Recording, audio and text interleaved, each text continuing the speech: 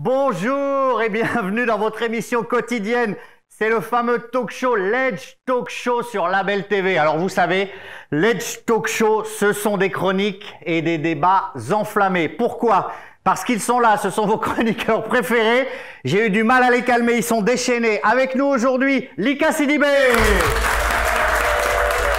Laminsi, Georges Avoquet, Adja Bitey, Amar Mbodj, Salamanba, Mokhtar Sylla, le PDG de Label TV, et Saikou Saidi. Et vous le savez, dans Ledge Talk Show, elle a l'honneur de commencer, de démarrer, de lancer l'émission, comme on dit. Mesdames et messieurs, Fatou Sen.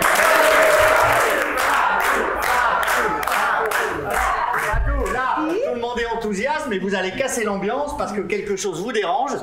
Oui. Vous êtes très connecté au social, et le social au Sénégal, ça ne va pas. Pas du tout.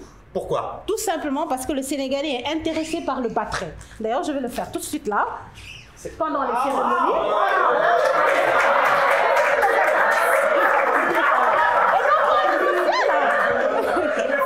C'est génial. Le social ne m'intéresse pas. La teranga n'a rien à voir avec le social. Du tout. Mais non, la teranga. L'hospitalité. Je peux vous offrir un tiers-boudienne. Ça ne veut pas dire que je suis Alors, dans pas le midi, social. pas midi, parce que ça me casse pour la journée. Voilà. Donc moi, ce que je disais, c'est que là, au lieu de faire du batterie, il y a des associations qui sont là, qui s'occupent donc d'une souche vulnérable qui est là, qui sont les handicapés, qui vivent avec un handicap. Et il y a une association spéciale olympique qui s'occupe de la déficience intellectuelle. Bah, c'est bien donc. Il n'y a pas de moyens. Les moyens ne sont pas là, parce que l'État n'est pas là, les privés n'est pas là, les bonnes volontés ne sont pas là. Non, du tout. Le problème, je vous dis, en 2019, nous sommes partis à Abu Dhabi. Vous avez vu cette joueuse? Voilà, je suis sûre et certain, bon nombre d'ici ne connaissent pas Abu Dhabi, ça j'en suis sûre. Hein? Voilà, ils sont partis par le biais de... Ah bon, si vous voulez, hein, si vous voulez. Vous êtes partis à Abu Dhabi, vous? À qui la faute? Vous êtes partis à Abu Dhabi? À qui la faute? Elle n'est pas partie. Voilà. C'est vrai que vous avez mis la société sur le banc, mais est-ce que vous avez aussi votre part de responsabilité en tant que société? Eh ben non, en tant qu'association. Voilà. Donc nous, on vient vers les médias, on demande des plateaux, on vous invite dans nos activités, mais vous venez pas surtout pour les plateaux. Alors, dès qu'on parle de spécial olympique, pourquoi ils viennent pas? Ils vont demander l'argent et nous on n'a pas l'argent, on cherche l'argent. On cherche l'argent. C'est l'argent qu'on cherche. C'est l'argent qu'on cherche. C'est pas bien ça. C'est quoi spécial olympique? Pas bien. Spécial olympique, c'est une association qui s'occupe de la déficience intellectuelle. Nous, on les encadre, on les aide à s'affirmer. En 2019, ils sont partis à Abu Dhabi. Ils sont revenus avec plein de médailles. Et là, on prépare la campagne de 2023. On a besoin de tout le monde pour la campagne de 2023. Vous avez gagné des médailles d'or là-bas ou pas? Eh bien sûr. Et alors, Amar Mbodj, avec son équipe qui perd toujours en finale, il sait pas ce que c'est une médaille d'or. Non, il ne peut pas savoir. Il ne peut pas savoir. Ça, c'est donc aujourd'hui, c'est aux médias de nous aider à porter le plaidoyer. Et les médias. Ça vient d'où? Non, c'est pas paralympique, c'est deux entités différentes. Ça, c'est spécial olympique. C'est quoi spécial ça? Des États-Unis, avec la famille Kennedy. Avec tout de suite le PDG pose une bonne question. Ah oui, le PDG, oui, le président Kennedy, lui, il a des problèmes de batterie lui aussi? Non, il n'a pas de problème de batterie. Parce que tout simplement, c'est de là qu'est venu Spécial Olympique qui s'occupe aujourd'hui au niveau international des déficients intellectuels. Voilà. Tout simplement parce qu'ils avaient une nièce, une fille pour certains d'entre eux, une tante qui vivait avec la déficience intellectuelle, qui est un état, pas une maladie. Ils ont tenté de soigner cette fille-là, mais ils ne vont pas y arriver parce que c'est une maladie. On va aider Fatou, vous êtes d'accord? Oui, mais bien sûr, on a besoin de cette tête-là. Dans un pays où tout est priorité, il ne faut pas l'oublier aussi. Qu'est-ce qui est priorité? Donc l'handicap, c'est une affaire de tous. C'est une affaire de toi et moi. C'est une affaire de tous, Adja. Mais toi, en tant que média, si tu parles comme ça, mais c'est pas gagné. Non. Mais je suis désolée.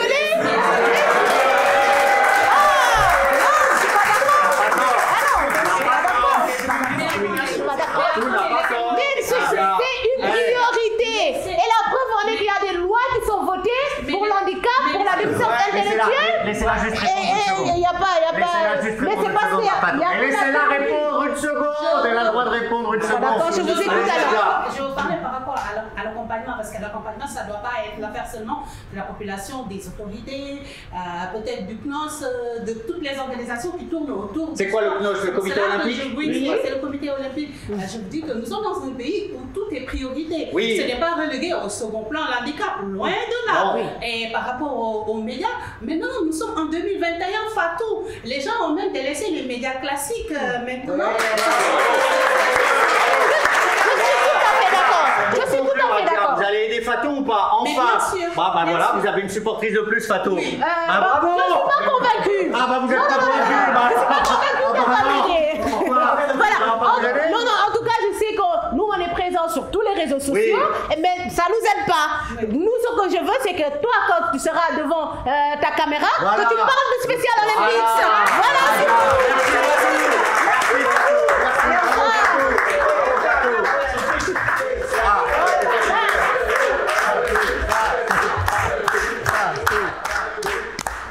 Après cette brillante démonstration de Fatou qui a même convaincu Adja, et c'était pas facile, on va passer à un sujet délicat. Georges Aboké, c'est vous.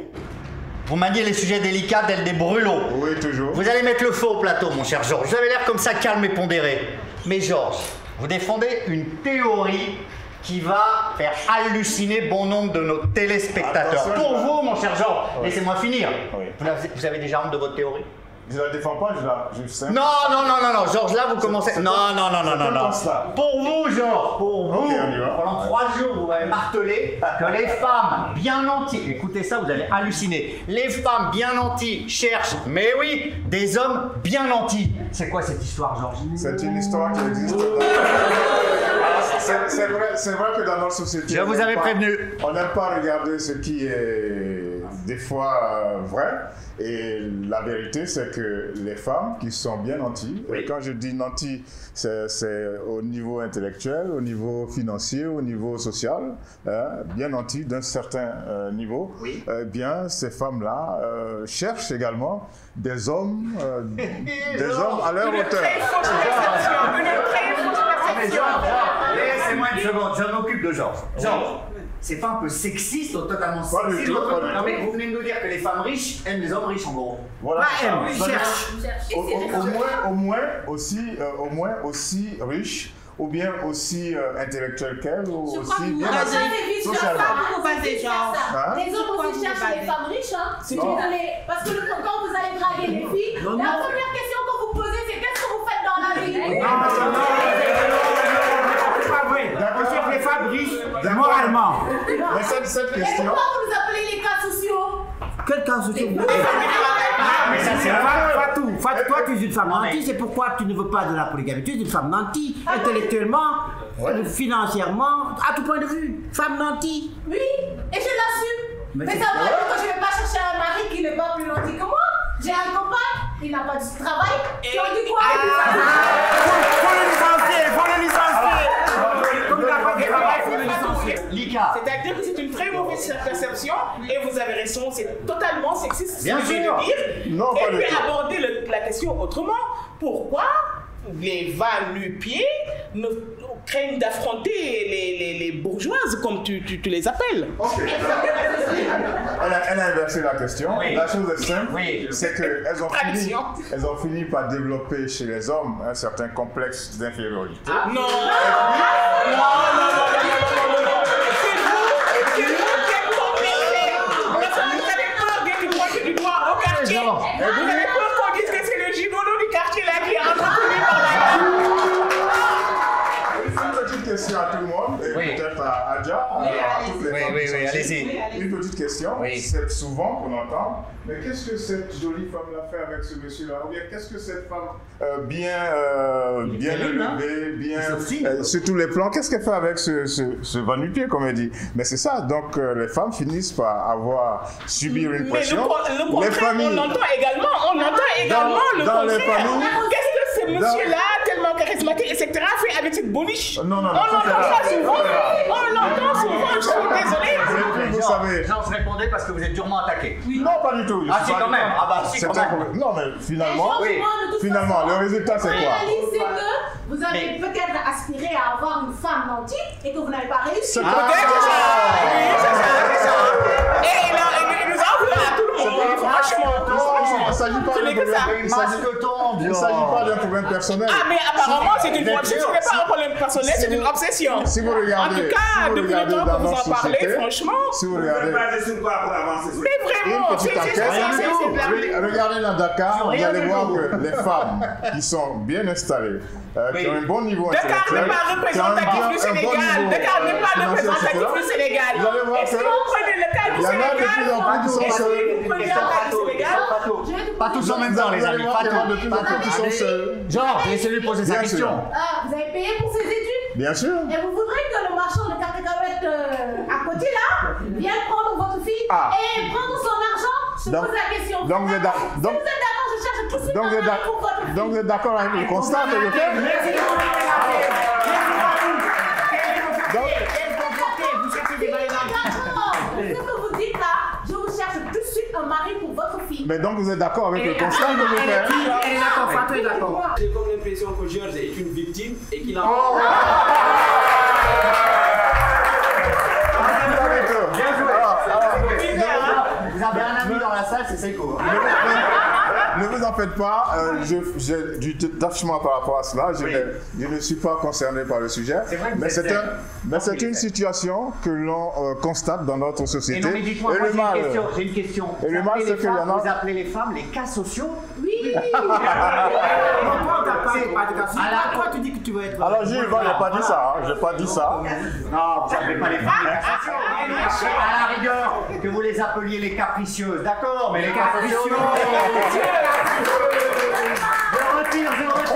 Merci pour ce débat passionné. Et la pause, comme on fout la mi-temps. On se retrouve dans quelques minutes pour la suite, toujours aussi virulent de Let's Talk Show. Merci à vous.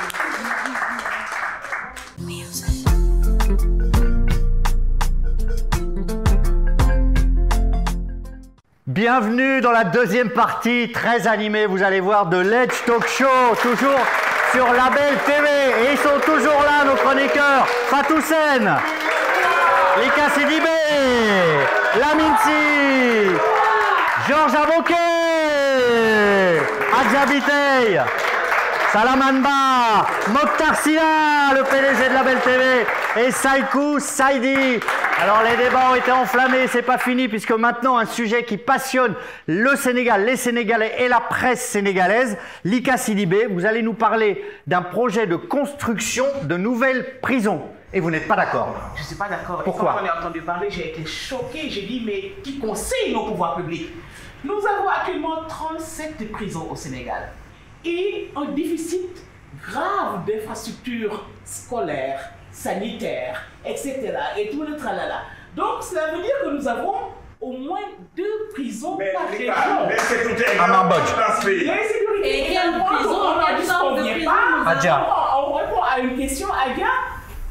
L'insécurité est galopante. Justement, le fait de valider la création de nouvelles prisons, cela voudrait dire que nous sommes en train d'agir sur les effets et non pas les causes. L'insécurité galopante, pour la gérer, il faut des infrastructures, éducation notamment, pour mettre tous ces jeunes-là qui traînent et qui sont poursuivis, qui pilulent les prisons parce que tout simplement ils ont été attrapés Mais au lieu pour de de brûler la préparation, viole la dignité humaine. Mais Il faut les relever. Oui, c'est écoutez, vrai, c'est vrai. Ah oui.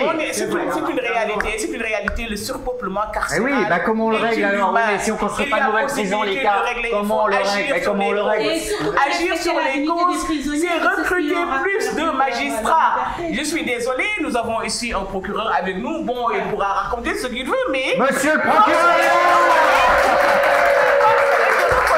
Il y a un déficit de magistrats.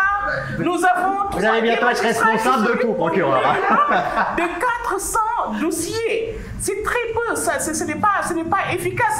Ensuite, dans les pays de droit, dans les pays qui se respectent franchement, pour un délit qui est commis par un prisonnier, il y a des délais de prescription, mais on ne peut pas mettre les gens, les garder au milieu, il n'est pas productif et le prisonnier a l'opportunité, a le temps de se radicaliser. Et vous savez très bien que nous sommes dans une société...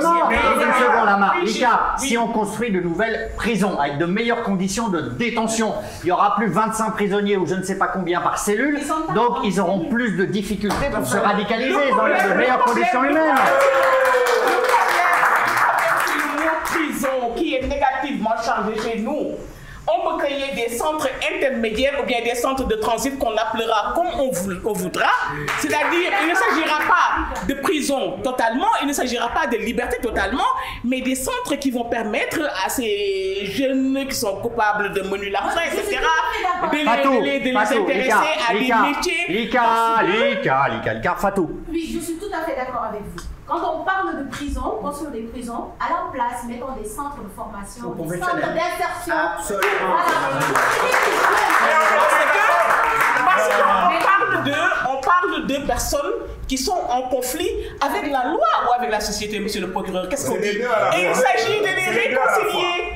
On ne réconcilie pas en mettant quelqu'un avec Georges Aboké. Est-ce qu'il faut pas chercher à régler le problème dans sa totalité, c'est-à-dire en construisant des prisons, mais aussi en tenant compte des propositions que vous faites. Parce que si on ne fait qu'une partie des solutions, on ne va pas régler le problème. Mais c'est parce que le plus du tiers de la population carcérale, c'est des jeunes qui sont à peine sortis de l'adolescence et qu'on peut naturellement aller chercher, extirper de ces prisons-là. Excusez-moi, mais les jeunes, comme dans tous les pays, il faut aussi leur offrir des structures de formation, une possibilité d'étudier à l'école, un encadrement, etc. Et c'est ce que ces centres-là vont faire. Une solution globale. Ce sera agir sur la prévention, l'encadrement, etc. Le tout répressif. Voilà, exactement, un bon résumé. Alors, le dernier mot, c'est quoi? Mon avis, c'est que l'ICA, d'abord, moi, je propose une déconcentralisation des prisons. À Dakar, par exemple. Décentralisation des prisons. Déconcentralisation. Il y a beaucoup plus de monde dans les prisons. Décongestionné. Que des prisons dans les autres régions. J'avais inventé un mot qui me fascine. Est-ce que vous pouvez le répéter parce qu'il est magnifique? Non, c'est bon. Non, allez-y. Les prisonniers sont concentrés. Non, mais répétez-moi le mot, je l'adore. Déconcentralisation. Mais si vous venez d'inventer un mot fantastique, bravo! Mais l'autre chose, notre société est devenue violente. Ces jeunes dont vous parlez, il n'y a même pas 3 jours ou bien une semaine, des jeunes se sont entretués. Un jeune a poignardé son proche, ou bien un jeune s'est attaqué à Dakar, à Ouest Foire par exemple récemment, un jeune a tué un autre parce qu'ils se sont rencontrés sur un embouteillage, l'autre a voulu que l'autre cède et il est descendu du véhicule pour tuer son proche. Mais c'est une faillite totale de notre société à tous les niveaux, ça il faut le reconnaître. Et maintenant il faut... Laissez-le finir, les gars. Laissez-le finir. Dans toute société, il faut des sanctions. Et les prisons, maintenant, revoyons un peu la perception que nous avons, nous, de la prison. Mais quand même, il faut des prisons parce qu'il y a des criminels. Merci, c'est cool. Alors moi, j'ai une question simple. J'ai une question simple à vous poser. Faut-il, oui ou non, au Sénégal, construire de nouvelles prisons? Tour de table. Tour de table. Adja, tour de table. Fatou. Lamine. Oui. Adja. Ne serait-ce que pour le respect des détenus. Quand on me demande oui ou non, vous ne savez pas. Oui. Voilà. Salaman. Oui. Saïkou. Oui. Mokhtar. Oui. Amar. Oui, pour la dignité humaine. Georges. Oui, pour qui compte. Monsieur le procureur. Mais pas que. Et le professeur Abdoulaye Sarro, qu'on applaudit.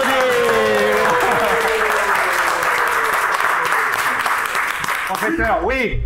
Très bien. Ben voyez, le débat est cristallisé. C'est un débat clivant, mais on voulait l'aborder. Merci Lika, parce que c'est un sujet délicat, mais qui est très important aujourd'hui au Sénégal. Alors vous le savez, au milieu de la deuxième partie de Ledge Talk Show, c'est l'heure du coup de cœur ou du coup de gueule. Quand je vais vous dire Adja Bitey, vous allez me dire c'est forcément un coup de gueule. Adja, alors à chaque fois, Adja. Alors vous, Adja, vous arrivez avec un sourire angélique et après c'est un immense coup de gueule. Qu'est-ce qui se passe aujourd'hui? Je vais vous parler de politique, l'omniprésence politique. Qu'est-ce qui va pas? Qu'est-ce qui vous énerve? Qu'est-ce qui vous énerve? Une des quotidiens, à la radio, à la télé, en prime time, on ne parle que de politique. Politique, encore politique, toujours politique. Ouais, mais excusez-moi, quand je croise un Sénégalais ou une Sénégalaise dans la rue, elle me parle ou de foot, ou il me parle ou de foot ou de politique. Donc qu'est-ce qui vous passe en autre? Ou du Tchéboudienne. Qui est notre plan national. Je suis tout à fait d'accord avec vous, Gilles. Mais quand ça occupe tout l'espace public, ça pose quand même problème. En ce moment, on parle de la campagne arachidienne. Mais la politique fait vivre dans ce pays, vous le savez très bien. Je suis tout à fait d'accord avec vous, Amar. Mais vous êtes elle anime une émission politique. D'ailleurs, raison de plus pour revenir. Est-ce qu'il ne l'émission est supprimée. Est-ce qu'il ne faudrait pas cette fois-ci rééquilibrer les choses, essayer de trouver une approche autre, essayer de nous intéresser? Oui. Il y a les élections législatives au mois de juin. Oui. C'est ça l'actualité. Oui. Pas forcément, pas seulement. Tout à l'heure, vous m'avez coupé un tout petit peu. Je parlais du démarrage de la campagne arachidienne. Les paysans, c'est 54% de la population sénégalaise. C'est très intéressant. C'est des milliards pour l'économie sénégalaise. Vous avez une émission politique. Oui. Mais supprimez votre émission politique. Oui, je l'ai supprimée, ça y est. Pas supprimé. Pas supprimé. Pas supprimé. Je vous suggère du tout. Pas supprimé. Parce que ça fait partie. Ça fait partie. On a besoin d'un audimat. Ça, c'est clair. C'est pour cela que je dis qu'il faut rééquilibrer. Il faut savoir ce que tu veux finalement. Oui. Il faut savoir ce que tu veux. Tu veux l'audimat, tu ne veux pas la politique, tu veux la campagne agricole. C'est pour cela. Lamine, qu'est-ce qu'il y a? Mais attendez, je pense qu'il faut. Non, répondez à Lamine, il vous pose gentiment une question. Oui, j'arrive à Lamine. Mais je pense qu'il faut. Vous voulez pas répondre à Lamine en fait? Parce qu'on est aussi confronté. Vous voulez pas répondre à Lamine? Absolument, je vais venir à lui. Je vais venir à lui. Mais je pense. Vous voulez pas répondre du tout à Lamine en fait? Oui, bien sûr. C'était quoi votre question, Lamine? Mais laissez parler Lamine, laissez-le tranquille. Lamine, posez votre question. Voilà, répondez à ça. C'est pour cela que je parle de rééquilibrage, parce qu'on a besoin aussi d'être suivi, mais aussi de proposer des thématiques qui peuvent intéresser la population. Les Sénégalais, alors, politique, Amar, Bodj. Mais je vois qu'elle utilise son plateau pour essayer de poser les vrais débats sur les questions de développement et je trouve ça extrêmement intéressant. Ah, vous aimez bien son émission? Ah, vous voyez, il y a au moins quelqu'un qui vous aime, bravo! Merci, Adjabi. Merci. Et les amis, vous savez quoi? J'ai une bonne et une mauvaise nouvelle. C'est quoi la mauvaise nouvelle, Amar? C'est la pause. C'est la pause! Ben oui, le dimanche, c'est pas. Parce qu'après la mauvaise nouvelle, il y a une bonne nouvelle. Alaman, c'est quoi la bonne nouvelle? La bonne nouvelle, on reprend par le sport. Voilà!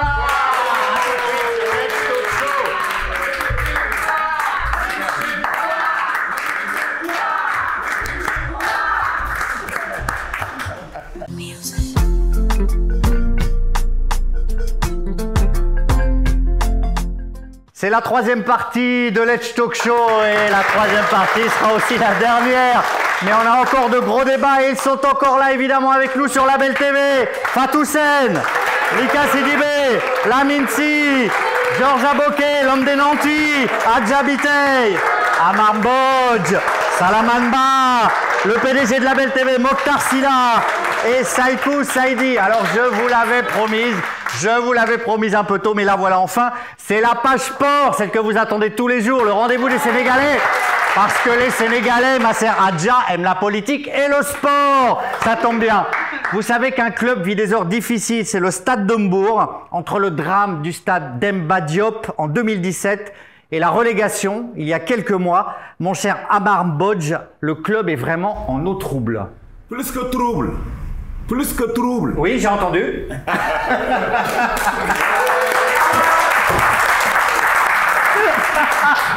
Le voilà relégué en Ligue 2 3 ans après le drame de Demba Diop, encore gravé dans la mémoire des Sénégalais. L'immobilisme et le choix stratégique n'ont pas permis de bâtir un modèle économique performant de club. Le Stade de Mbourg, historiquement, Vous n'avez pas représenté grand-chose dans le football sénégalais. Oh là là là. Mais attendez, ce club est créé par Léopold Sédar Senghor, Demba Diop, Alexis Corentin. C'est un club assis sur un énorme potentiel. Mbour est le seul département où il y a 5 clubs professionnels. Nous avons un énorme potentiel. Vous parlez du drame, alors que ce ne sont pas des dirigeants ni des joueurs qui ont péri dans ce drame. Vous avez énervé mon Amar. Vous avez énervé mon Amar. Oui. Amar est énervé. Amar. Pas du tout. Pas du tout énervé. Pas du tout. Pas du tout énervé. Avec le potentiel que nous avons. Vous êtes énervé. Mais bien sûr. Vous dites que le stade de Mbour n'existe pas, vous n'êtes pas énervé. Mais bien sûr que c'est dramatique de vivre une situation pareille. C'est dramatique de vivre une situation pareille. Voilà. Je dirais même que nous sommes entre deux drames. Oui. Celui de Demba Diop et la relégation. Tragédie. Avec toutes ces personnalités-là qui sont passées au stade de Mbour, vous vous retrouvez aussi bas pour venir sur le plateau aussi énervé. Mais quand même, c'est parce qu'il y a eu une mauvaise gestion. Mais nous sommes tous responsables. Nous sommes tous responsables en tant que Mbourois. Nous sommes tous responsables de cette situation. Surtout vous. Oui, j'en suis ça.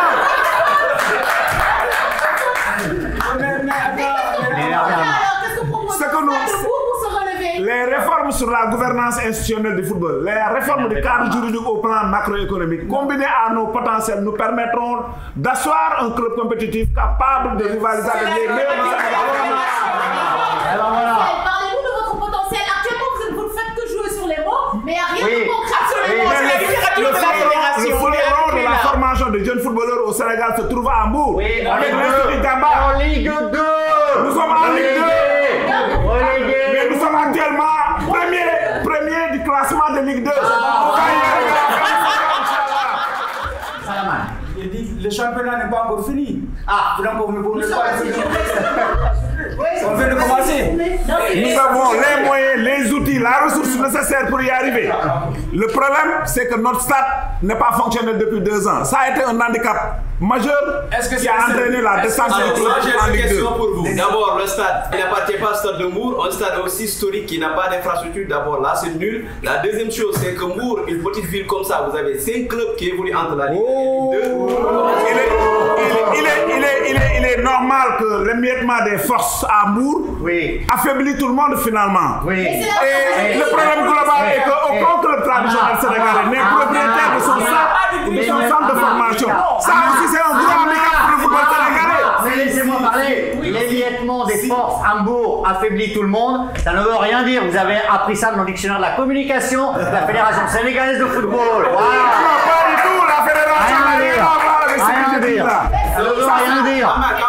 Quand vous dites qu'aucun club traditionnel ne détient son propre stade, là, c'est peut-être vous êtes en train de vous défendre. Parce que Jaraaf a son stade où il s'entraîne, c'est le minimum parce que ça réduit. Non, je suis désolé, le Jaraaf n'est pas propriétaire de son stade. Non, le stade où il s'entraîne, ça au moins empêche au club de dépenser assez d'argent. C'est un projet récent. C'est un projet récent. Le terrain du quartier Amitié où j'habite moi. Je connais bien l'histoire. Il y a derrière. Le terrain n'appartient pas au Jaraaf. Le Jaraaf a signé une convention avec les populations du quartier. Vous n'avez pas énervé Amar. Il ne fallait pas énerver Amar. Vous avez énervé Amar. Regardez dans quel état il est maintenant. Voilà. Il vient tranquillement Amar. Il vient tranquillement peinard dans son joli costume. Tout le monde l'énerve. Ben voilà. Fatou et après Lika. Moi, je vais dire le problème Oui. du sport sénégalais et qui déteint sur les clubs. C'est que quand vous êtes à la tête des clubs, vous ne pensez pas aux joueurs, vous pensez à vos poches. Quand les gens se plaignent qu'il n'y a pas assez de budget au sport, il y a un sage qui leur a dit si on laissait le peu qu'on allouait au sport, on pourrait faire des réalisations. Et ça, mais le dirigeant sportif sénégalais est à féliciter, à remercier. Si notre football est là aujourd'hui, c'est grâce à des mécènes, à des philanthropes qui mettent la main à la poche pour entretenir le football sénégalais. Bravo Amar, je suis d'accord. Bravo. Je suis d'accord avec vous. Moi je veux revenir au Sénégal tranquillement Amar. Je suis d'accord avec vous. Mais j'ai le problème du football, c'est qu'en fait c'est une discipline qui marche sur un pied, ce sont les transferts de joueurs. Et ça recoupe ce que Fatou a dit tout à l'heure. La vente des joueurs, ça va où? De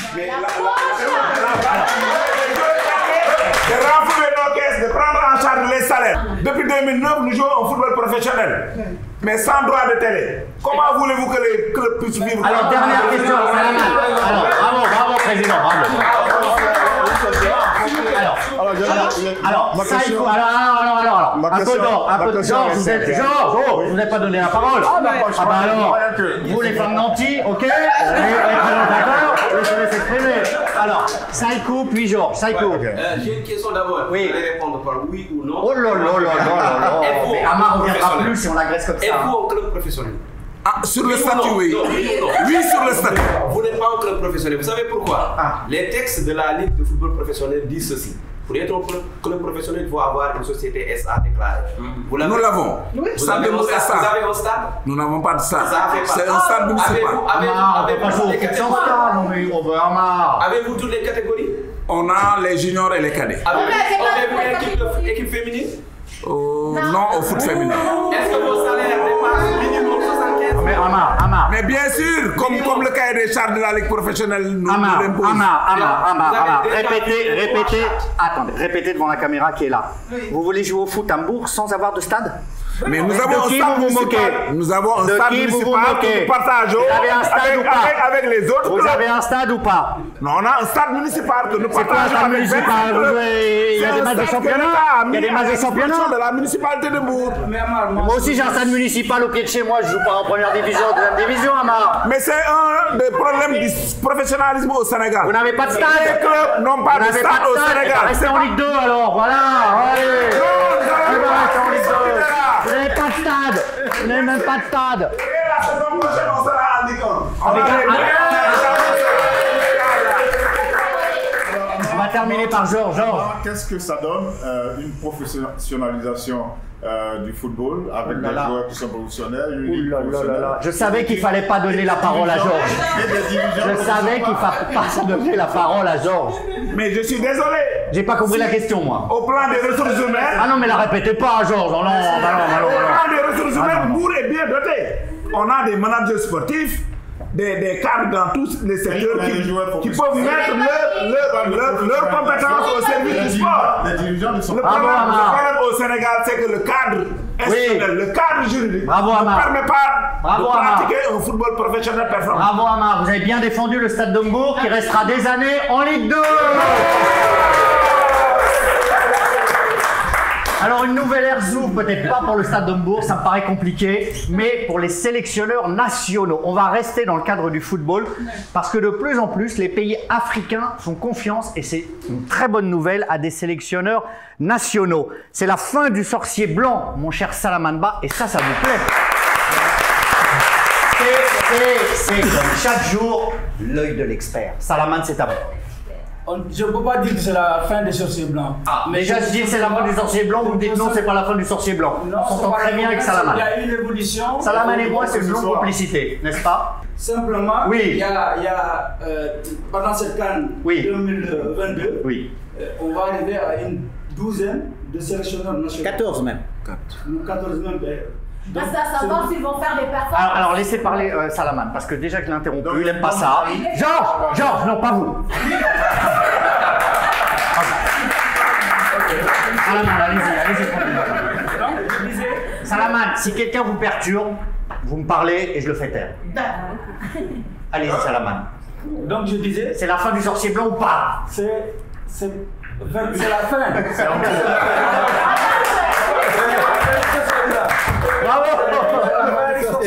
Voilà, tranché. L'émergence du sorcier noir dans la Mais Salaman, on ne pourra jamais se départir du blanc près de nos sélections. Amar, laissez parler Salaman. Depuis quand vous êtes un expert du foot, vous avec votre stade de Bourg qui végète dans les deux?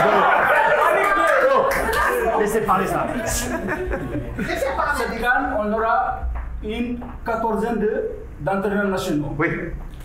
Ça, pratiquement, ce n'est jamais arrivé dans l'histoire de la Coupe d'Afrique des Nations. Ah, c'est bien, bravo!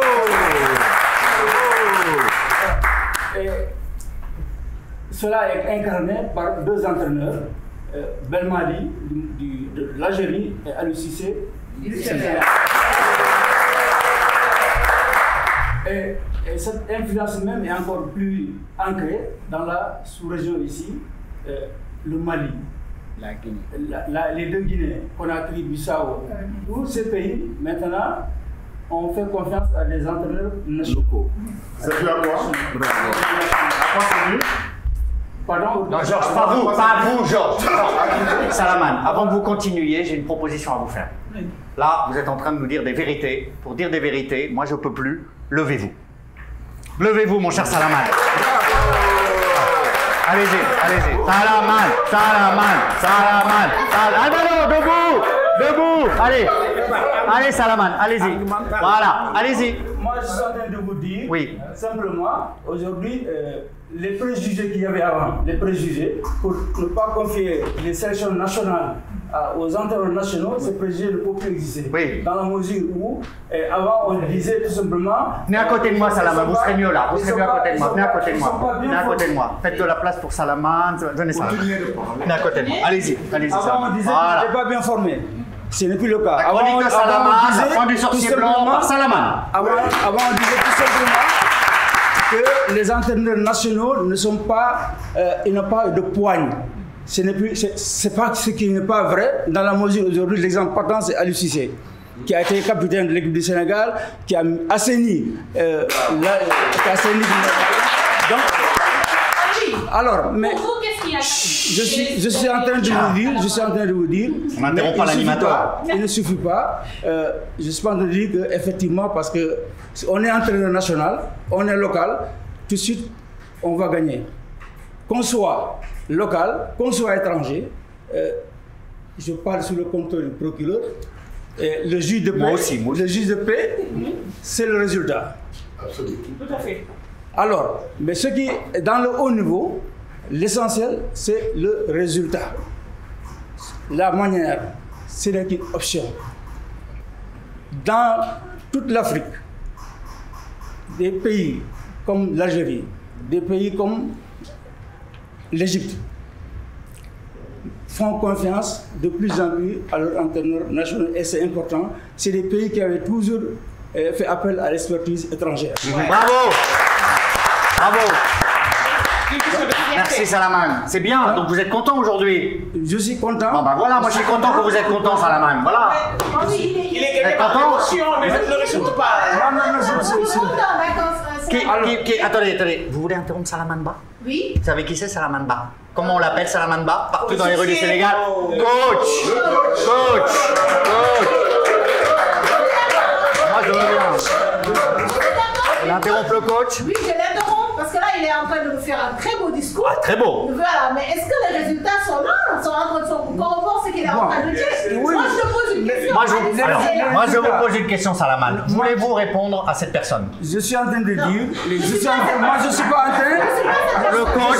Le coach veut bien vous répondre, Madame Fatou. Le coach veut bien vous répondre, Madame Fatou, et vous avez de la chance. Les résultats. Répondez. Il y a aujourd'hui des deux côtés, je peux dire, si on parle en termes de résultats, Fatou, je vous dis simplement, avant la CAN de 2019, quand on prend les compétitions, les vainqueurs, c'était 16-16. Donc 16 du côté des expatriés, 16 du côté des entraîneurs nationaux. Mais Belmadi, en arrivant en 2019, il a fait la différence. Donc aujourd'hui, si on parle de ce constat-là, on parle de ce que vous voulez dire, et on peut dire que les nationaux mènent, on mène le score. Ça vous apprendra à poser des questions au coach. Bravo, coach. Donc, si on parle de résultats, vu sur ce plan-là, on peut dire aujourd'hui que les entraîneurs nationaux mènent au score. Bravo! Une belle conclusion, Salaman. Merci, Salaman. Vous avez été parfait. Ah non, mais... Demain, Salaman, la chronique, le bloc bas. Vous répondrez à cette dame. Alors, jusque-là, c'était polémique, mais ça allait encore. Le problème, c'est que nous avons ici un vil provocateur. Pourquoi? Parce qu'il va nous expliquer que le Sénégal, qui était une nation référence en matière de basketball en Afrique, et pour moi, le basketball et le Sénégal, ça rime, je suis désolé. Eh bien, selon lui, le Sénégal aurait, je mets un conditionnel, perdu son statut de leader du basketball en Afrique. Mesdames et messieurs, le provocateur Saïkou Saïdi. Merci beaucoup. Bon, le Sénégal reste un pays de basket, bien évidemment. Oui. Il y a une boule là. Normal, nous avons ici une capitaine, Seynabou, qui est référente dans le championnat.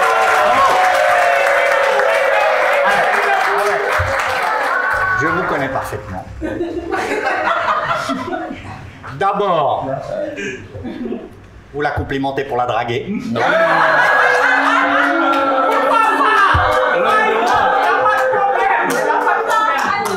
Il n'y a aucun problème. Il a bien raison. Et deuxième chose, vous la complimentez parce que vous avez peur, mon cher Saïkou. Allez-y, continuez. Après, on verra. Vous verrez pourquoi il a peur. Vous pouvez parler de Abou, je pouvais parler d'une autre personne ou bien vous ne pouvez pas draguer tout le monde non plus. Hein. Justement, c'est pour vous dire que je ne suis pas dans la drague. Donc, je parle de Seynabou parce que depuis 2004, je crois bien qu'elle est dans le basketball. Elle est capitaine. Seynabou, vous avez un véhicule? Une maison que vous avez obtenue à travers le basket? Ce qui veut dire que ça ne marche pas. Parce que quand vous êtes dans une activité depuis 2004 et vous n'arrivez pas à s'en sortir, c'est que ça ne va pas. Je veux...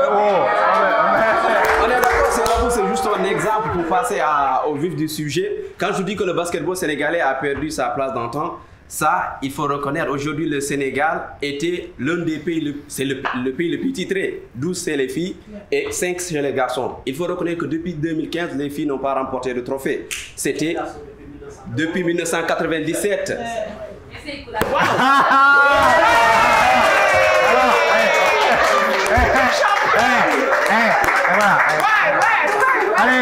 Allez-y, moi je vais à côté du procureur. Moi. Tu exagères. Tu connais le basket, toi? Je connais le basket. Ne pas pratiquer le basket ne veut pas dire forcément. Tu la connais, elle, c'est celle que tu draguais il y a 2 minutes. Vas-y, débrouille-toi. Ne pas pratiquer le basket ne veut pas dire forcément ne pas connaître le basket. Il y a l'actualité, il y a la pratique. La pratique, je vous la laisse et moi je vous parle de ce il n'est pas mauvais, il n'est pas mauvais.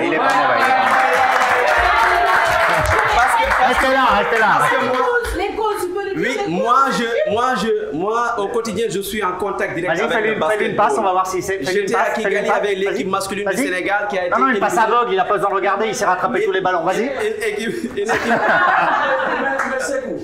Oui. Maintenant, qu'est-ce qu'il faut faire pour retrouver ce résultat-là? Qu'est-ce qu'il faut faire, nous? Voilà, quelles sont les solutions? Voilà, le coach a parlé. Le Sénégal, quand le Sénégal était la nation référente en Afrique, c'est justement ça. Là, je ne peux pas vous lever et vous pousser la solution comme ça. Je vous rappelle un peu pourquoi le Sénégal a perdu sa place d'abord. On n'engueule pas le coach. Hein. Lui n'est pas coach. Là, il est en une position de... Voilà. Alors, coach, d'abord, pourquoi le Sénégal était la meilleure nation africaine? C'est parce que le basketball à la base était vraiment était vulgarisé. Il y avait des moyens. Il y avait vraiment un engagement, une politique de développement du basket local. À l'époque, le statut de l'équipe nationale du Sénégal, que ce soit chez les hommes ou chez les dames, était composé de joueurs locaux. Aujourd'hui, on se retrouve dans une situation où le championnat local, ça marche. Il se joue. Le championnat local se joue, mais ça se limite seulement à jouer. Aujourd'hui, le Sénégal n'est pas représenté dans plusieurs catégories. La récente, c'était les U19 qui nous ont vu quand même naître des joueurs comme Ndiaye, comme Ibra Fall, qui aujourd'hui était à l'équipe nationale du Sénégal à Kigali, Ibrahima Fall Faye. Mais depuis lors, on a perdu beaucoup de jeunes qui pouvaient pourtant être utiles dans des catégories inférieures. Actuellement, parce que, quoi qu'on peut se dire, j'ai joué jusqu'en junior au basket. Vous aussi? Oui.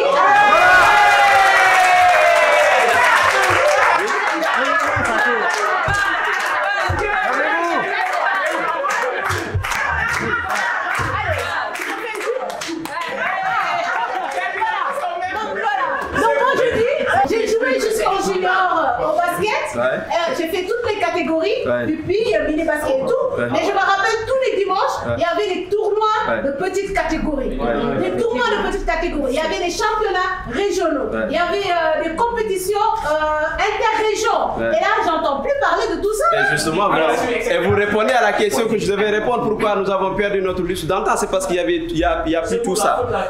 La responsabilité, elle est partagée. D'abord, les dirigeants qui doivent se battre pour développer le basketball, parce que quand il y a une compétition internationale au Sénégal, avant de vous répondre, au Sénégal, quand le basketball marche, c'est parce que l'équipe A a gagné. Quand elle échoue, c'est qu'il y a un problème. Alors qu'à côté, il y a une équipe locale qui fait des performances. Aujourd'hui, Dakar Université Club, exemple qui se donne. Là, c'est Ville de Dakar, où vient le tournoi Navetan basketball, c'est des initiatives qui aujourd'hui doivent être accompagné par les fédéraux ou bien par les hommes en tout cas qui s'activent dans le basketball pour développer le basketball. La NBA, c'est le plafond. Moi je dis à chaque fois on se refuse derrière la NBA ou bien l'équipe A du Sénégal, c'est le plafond. Tant qu'aujourd'hui la formation, on ne retourne pas à l'orthodoxie, former les jeunes, faire des camps, faire confiance à ces jeunes, former les formateurs et accompagner les clubs qui sont les plus reculés au monde, au Sénégal, je pense qu'on va...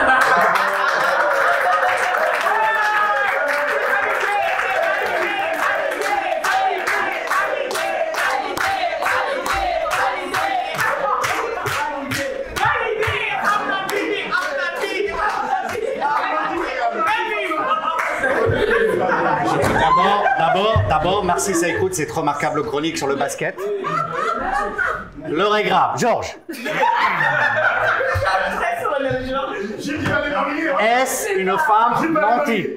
Est-ce une femme nantie? Oui. Bien sûr. Est-ce un homme nanti? Non. Merci. Est-ce un homme nanti? Merci. D'après Lika? Non, d'après sa veste, il est mort. La veste, c'est la montre. Alors, Là, ça ne fait pas, elle est nantie, moi je ne suis pas. Si, la veste montre que tu es nantie. Je suis corrigé. mesdames et messieurs, On va prendre l'avis de... Cher, Sauf que Nabi ne fait pas le moine, hein, peut-être qu'il a emprunté. Ouais, voilà, c'est bien cela. mesdames et messieurs, chères téléspectatrices, je m'adresse à vous, chers téléspectateurs, mesdames et messieurs du public. Après le grand succès de la série sénégalaise, succès mondial, Maîtresse d'un homme marié, je suis très heureux de vous prononcer. Ne retirez pas votre main, vous. Tu es un homme, ne fuis pas. Tu es un homme, ne fuis surtout pas. Ah, ça, c'est vraiment qui Ledge Talk Show, désormais, grâce à vous, Nabou, et merci, grâce à vous, Seiko, et merci, se transformera aux 2 tiers de l'émission en une émission de dating. Et aujourd'hui, je suis fier de vous annoncer que le professeur Sarro et moi-même offrons, professeur. Ah, mais restez là, vous! Restez là! Il s'en va, Suzy! Restez là! Le professeur! Ah, vous oh là là! Oh, mais c'est magnifique! Bravo!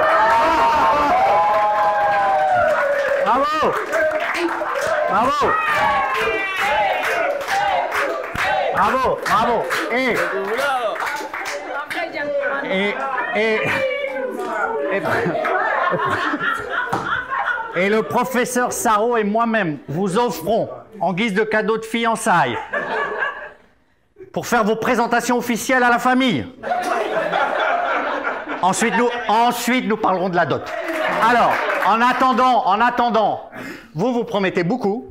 Le professeur Sarro et moi réalisons. Nous vous offrons le trajet jusqu'à Rufisque, terre d'élection de Mademoiselle, en bus Tata. Merci à vous, c'est pour nous. Ils doivent partir maintenant parce qu'ils ont 3 heures de trajet.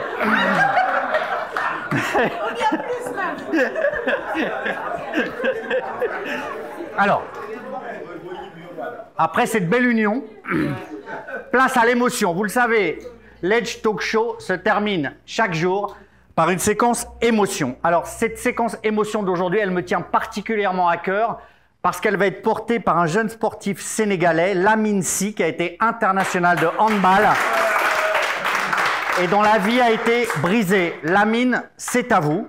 Qui a brisé votre rêve, mon cher Lamine? Le Sénégal. Pourquoi? Le Sénégal a brisé mon rêve. Oui, vous avez brisé mon rêve.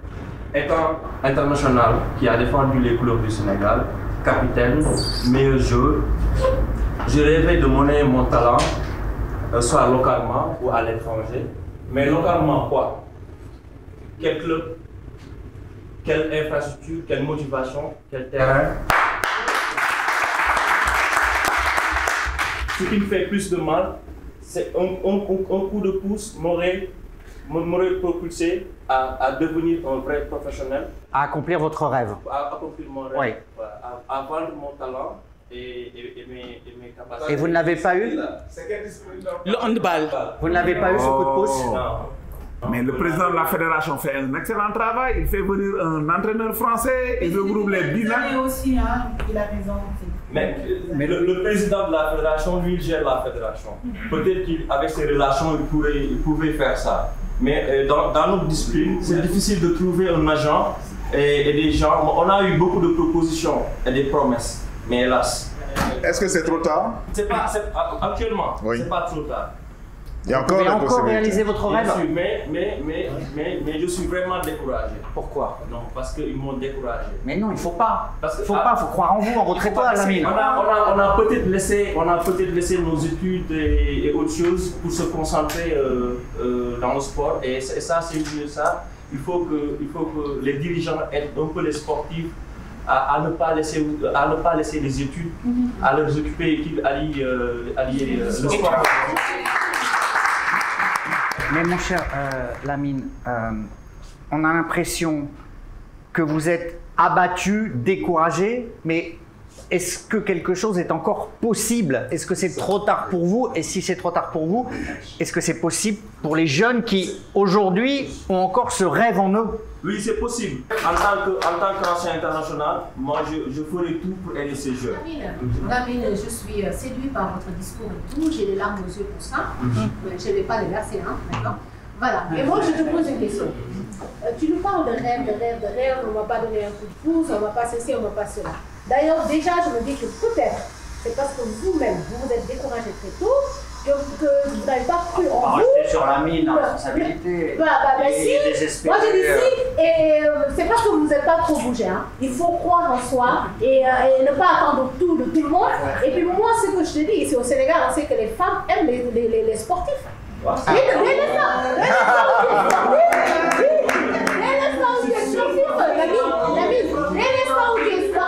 que ce soit joueur de navettard ou autre, il y a les filles qui te tournent autour. C'est le deuxième mariage du jour.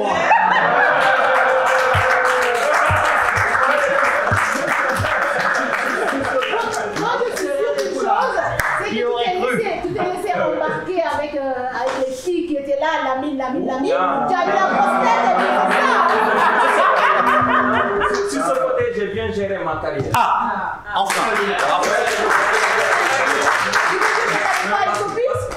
Parce que mon ambition c'était de devenir un professionnel. Oui. On dit que le sport ça ne rime pas avec les femmes. Ah bon? Et pourquoi les sportifs sont mariés? Pourquoi les sportifs sont mariés?